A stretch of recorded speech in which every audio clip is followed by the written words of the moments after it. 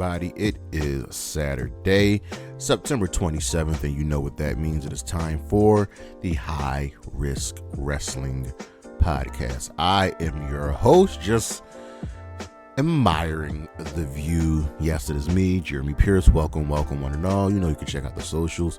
Charismatic Creations on Facebook and YouTube. Charismatic_Creations52 on Instagram. And of course, the 215 on Twitter. And today's show, with the recent residency ending at the 2300 Arena a little over a week ago, I thought we'd have some fun and take a look at the magic of the venue. Yes, the beauty of wrestling venues and how they elevate, how the crowd elevates, how the city elevates. And that's what we're going to be doing today. But for now, you know what's next. So just go on and hit my music.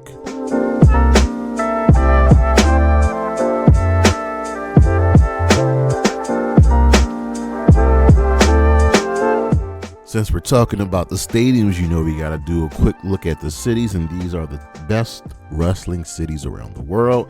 Number 5, Toronto, Ontario, Canada. This city has recently hosted All Out Toronto with the reformation of Copeland and Christian Cage, and it's been a wonderful city hosting at WrestleMania and probably being the best city north of the border in North America. It's just something special about that place. Number 4, Chicago. Now I know many would have this number 1, but they are a bunch of marks and they love themselves. They will do everything they can to get over, but you can never, ever deny their passion. Number 3, Philadelphia, Pennsylvania. Now I could be biased and just have this number 1 for obvious reasons, but Philly is the home of the birthplace of the Extreme, and like a lot of true-blooded wrestling cities, they are smart, they are passionate, and they know when you're faking it. And when you come to Philly, you have to bring it every single time. Number 2, Tokyo, Japan. What else is there to say? All Japan Wrestling and New Japan Wrestling and Stardom and so on and so forth. This is just an eclectic group of true history of professional wrestling. Tokyo, Japan has seen some of the all-time greats come through there, and it just won't stop. And of course, number 1, New York City. This is only because they host the world's most famous arena, but also there is just a big history of professional wrestling. They're like Philly, like Chicago, like a lot of other cities in North America. New York City is where you make your bones, and you really can't deny the importance of it all. We'll be right back.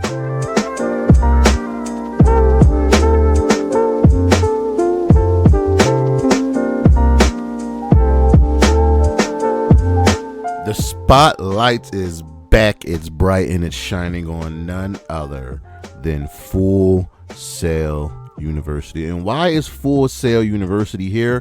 Well, it's very simple.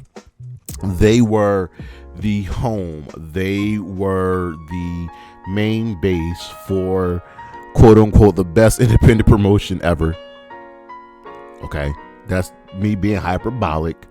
But they hosted NXT, the WWE's brand development territory, and it was a beautiful, special place. It saw the growth of the WWE. It brought in the new generation of the WWE. If you look at the current WWE roster, a lot of the roster came through NXT. It came through just the black and gold brand being absolutely amazing. This is a venue that WWE comes back to from time to time because it holds a special place, not only in my heart but a lot of others' hearts, because we've seen what NXT can be, and even though the venue is small, it was very important to the growth of not only WWE but Full Sail University.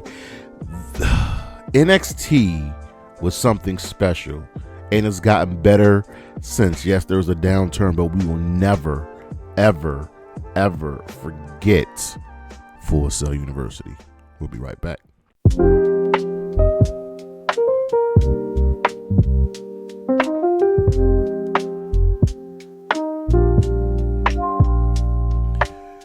professional wrestling encompasses a lot of things, from the fans to the production to the wrestlers to the booking to everything in between. It also encompasses the wrestling venue, the building. And the building can make, it can break an event. And that's what we're talking about today. This topic comes up because part of it has to do with the WWE going out of the way to try to eliminate AEW, which is not going to happen. But AEW has been doing these residencies, right? And which is they do 2 to 3 weeks worth of shows for Dynamite, Collision, and Ring of Honor, and like a base. They did one in, I believe it was either Dallas or Houston at like the Gamescom. They did one at the Hammerstein Ballroom.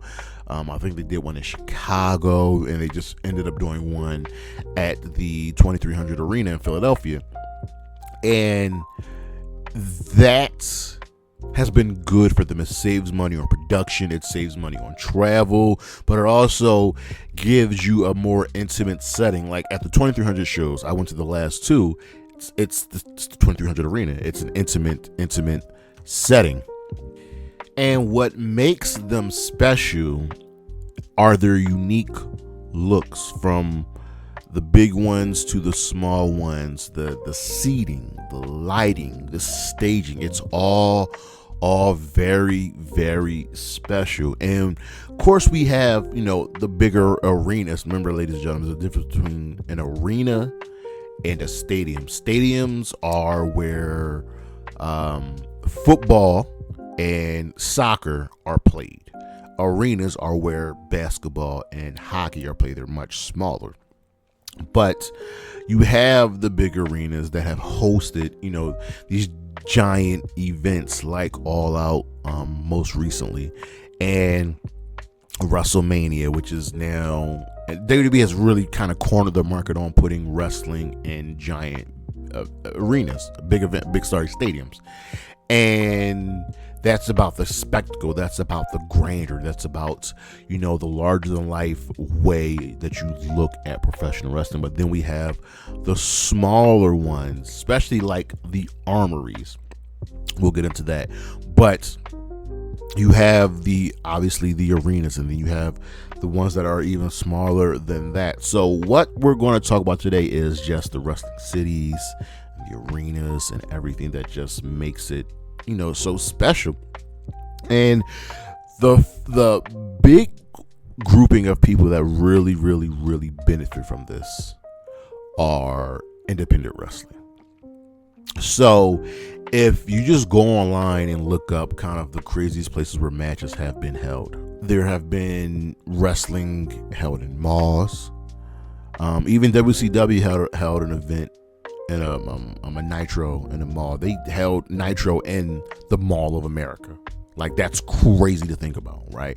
Wrestling has been held at amusement parks. Independent wrestling has been held in. I saw an independent wrestling show in a bar.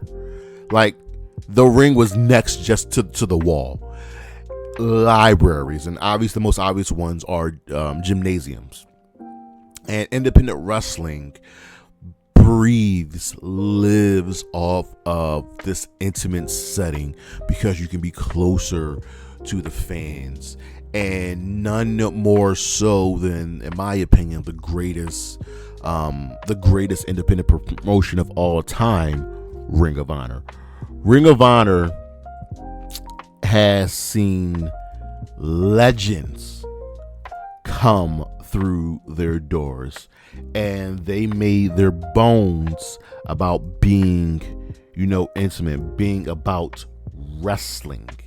And they've been in, these, we like to call them on the independent scene, the armories.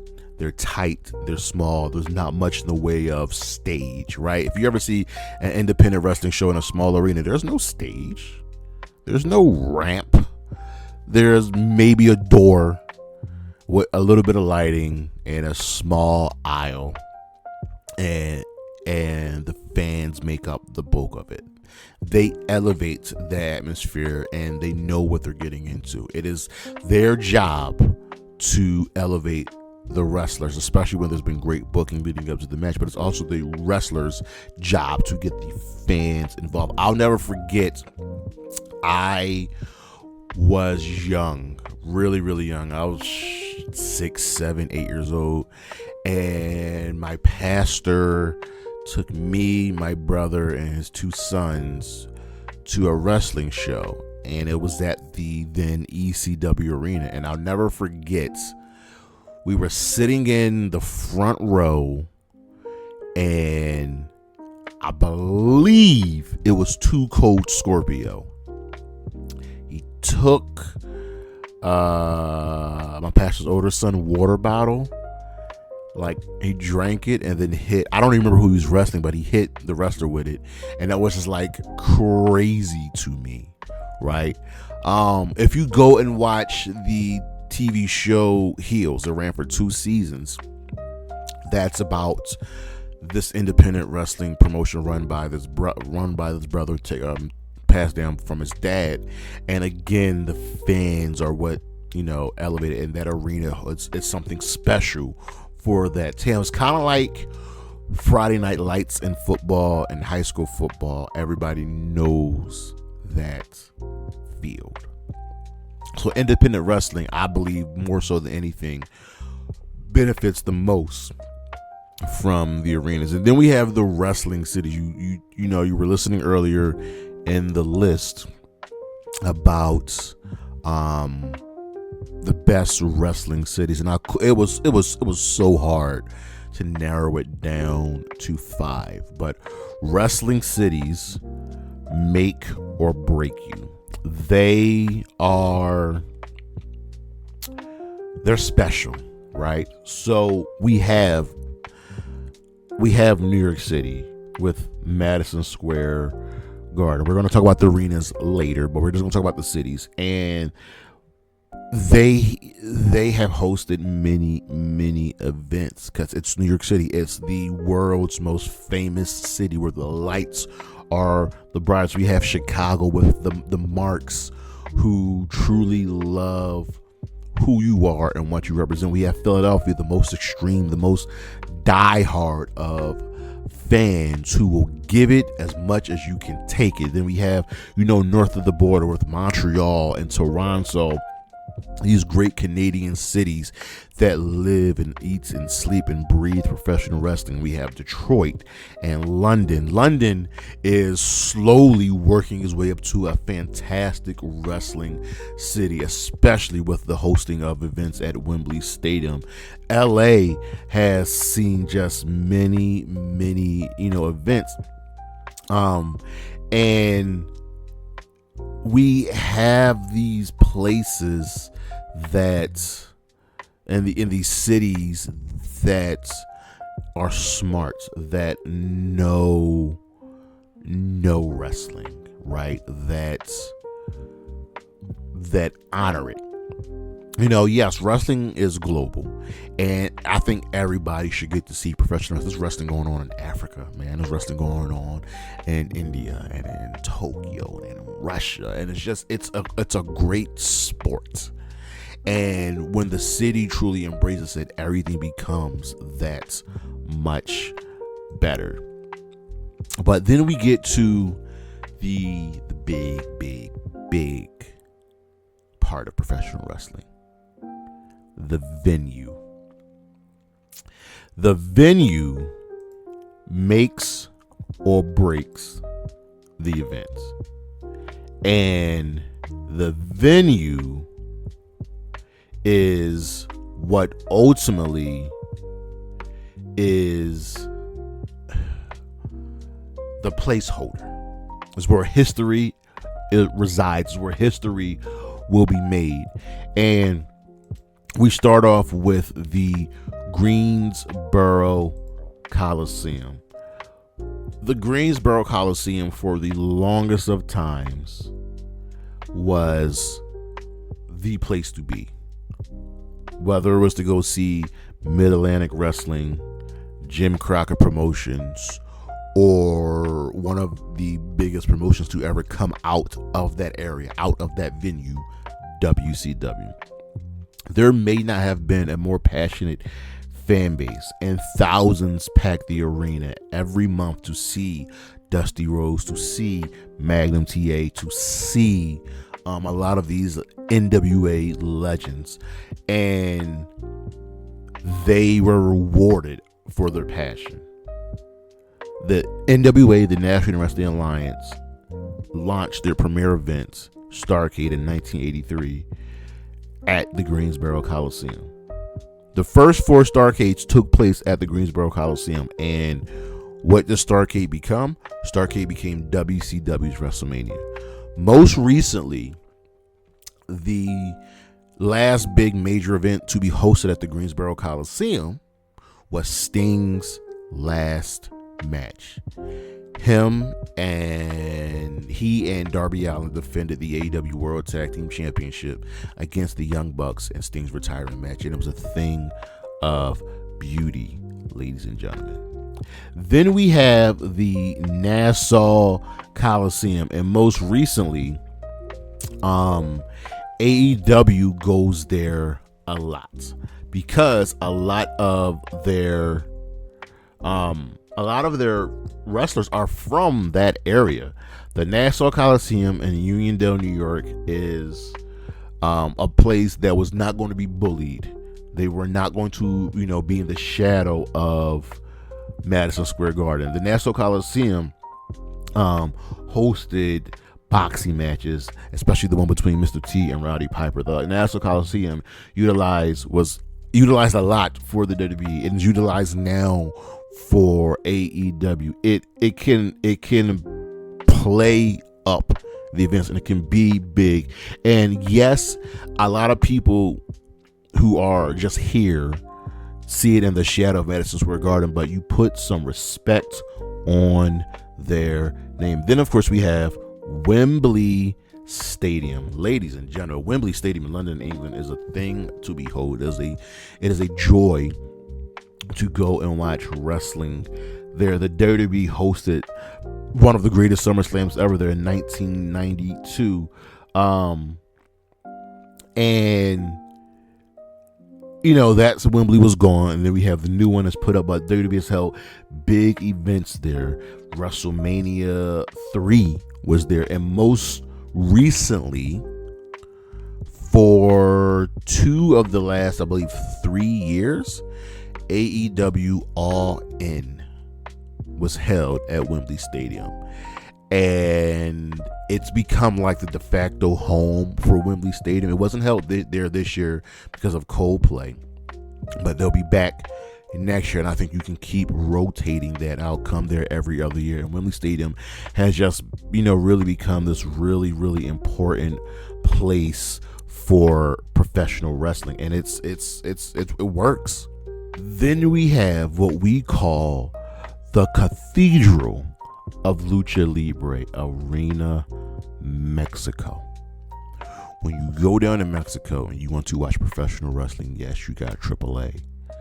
But the bread and butter, the pride and joy, has always been CMLL, Consejo Mundial de Lucha Libre. And what makes it special is that it's old as dirt. The 1968 Olympics were held there, and it's been renovated, and CMLL is there. That's their home base. That's their home headquarters, right? And Arena Mexico, you might not find a more intimate setting in professional wrestling.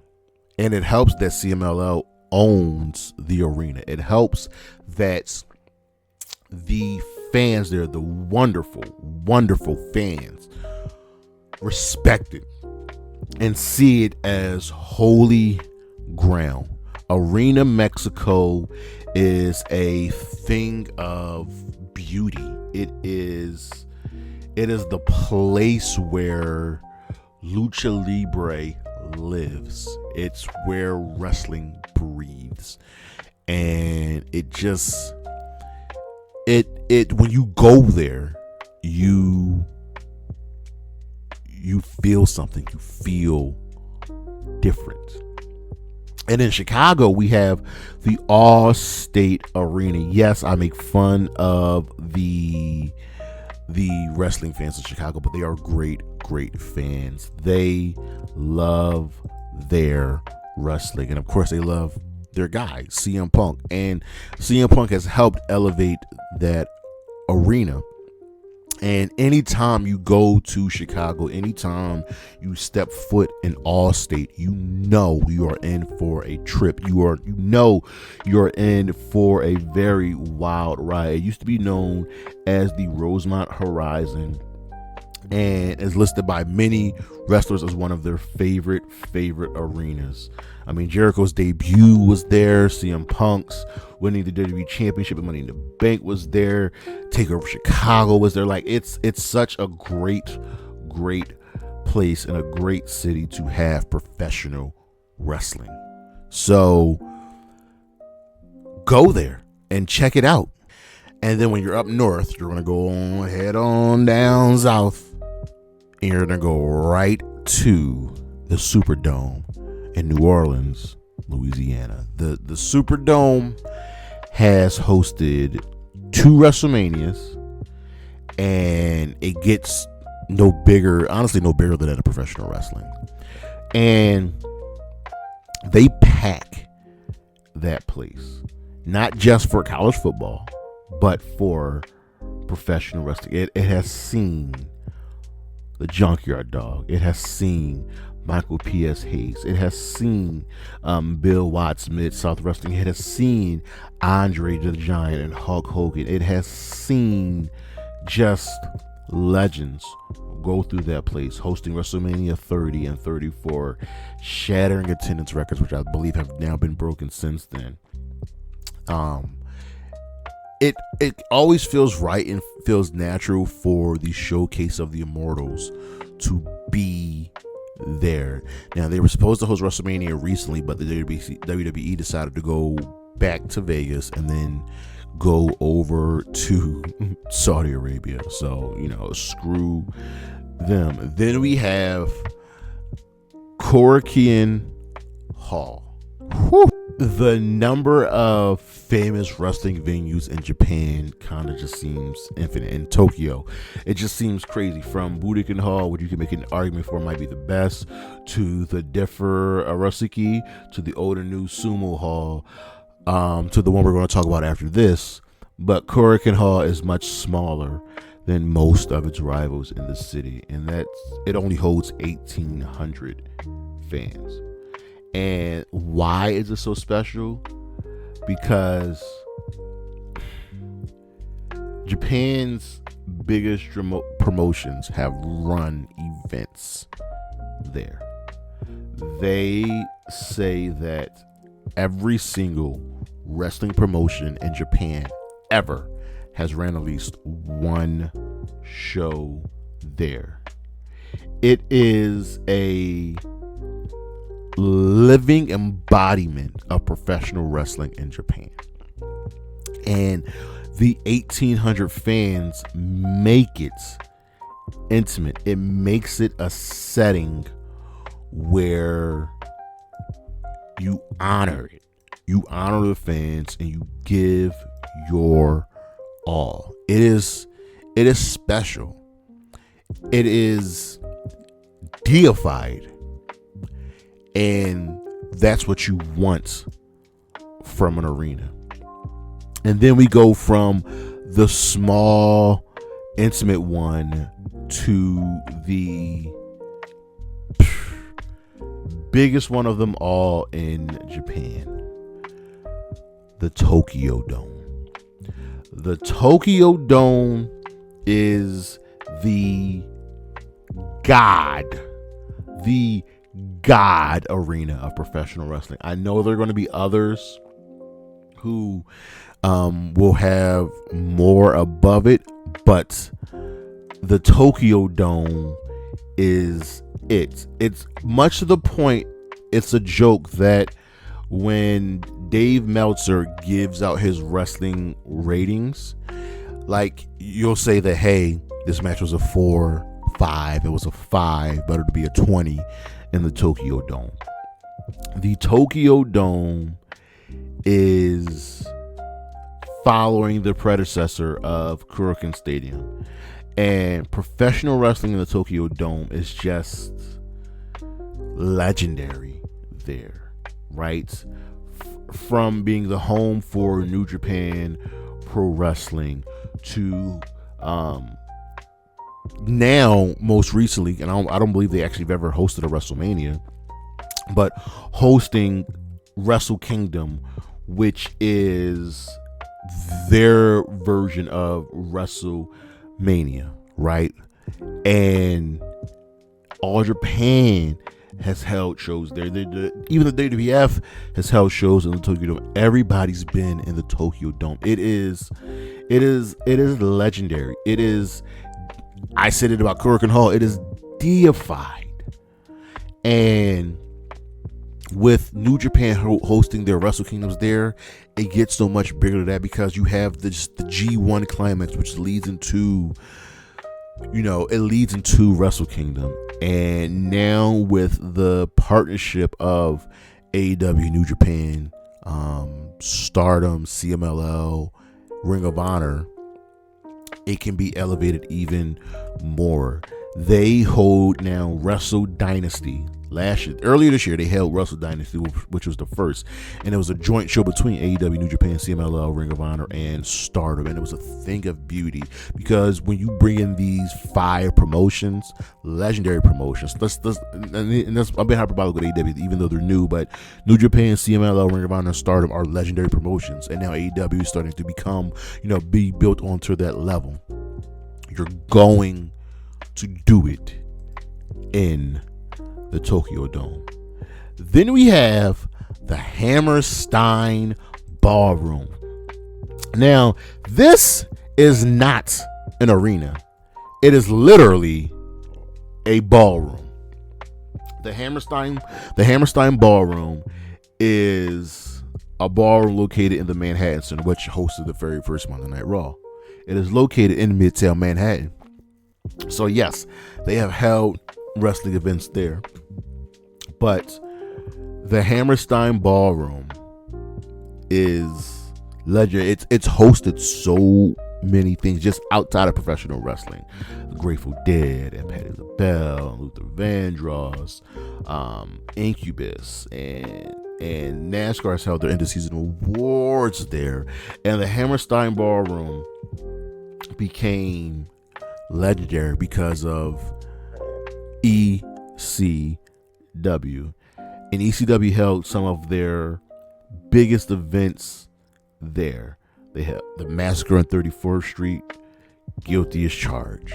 Like, AEW recently went back there for a residency, right? Ring of Honor used to host a lot of shows there.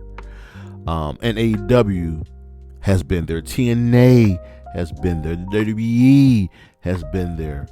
It's so small. It only seats 2,500 people, but you are there on top of the action. Then of course,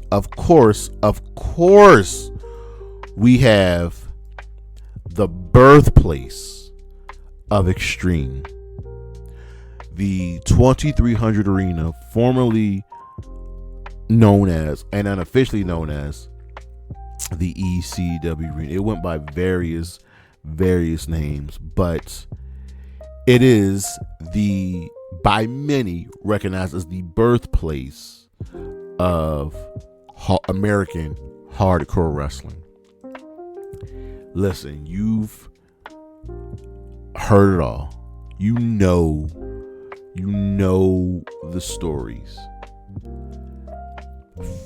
AEW recently had a residency there, and it was a thing of beauty. It brought back just a love. TNA has run shows there. New Japan has run shows there. Hell, even WWE just ran a show there about 2 or 3 years ago. The ECW Arena is legendary. The world's most famous bingo hall has, again, like Korakuen Hall, like the Tokyo Dome, been deified. It holds such a reverence for wrestling. It's done so much for professional wrestling that it's still standing, and it's just a bingo hall. But when you walk through those doors, you feel it. You recognize that, hey, I am standing on hallowed ground. And of course, number one, where would we be without Madison Square Garden? There are arenas, then there is Madison Square Garden. I think recently it's going down just a notch, but it has still done very, very well for itself. It's seen everything from WCW to the territories to, of course, the WWE, which has made it its home base. The wrestling world would not be where it is without the WWE going to Madison Square Garden and showing the world what wrestling is. Madison Square Garden stands the test of time as the world's most famous arena, as the world's best wrestling arena. Could it be better now today? Yeah, and part of that's due to obviously the WWE's long-standing contract with it, but it gets no better than that. It gets no more. It doesn't get any deeper than that. Madison Square Garden is the place where dreams go, where you stand in that ring, you soak it all in, you look at those lights and say, I have made it. But that is our show, ladies and gentlemen. Thank you for listening. Thank you for watching. Look on the screen what we got coming up. We're going to get the October event, the schedule down. We got some more videos to upload. You can check out the socials, Charismatic Creations on Facebook and YouTube, Charismatic_Creations52 on Instagram, and of course the 215 on Twitter. I see you when I see you, because it's always Anna J, Chris Statlander, Willow Nightingale, Isla Dawn, Priscilla Kelly, and Bailey. Holla at your boy.